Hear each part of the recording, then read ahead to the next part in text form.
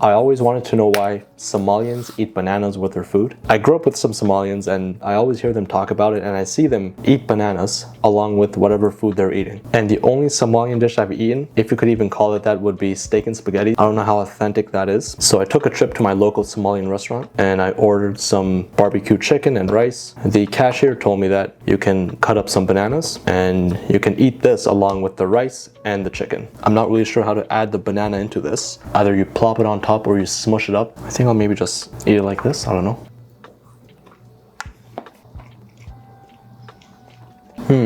It adds an interesting sweetness to an already kind of spicy dish. Oh, hold on, let me try again.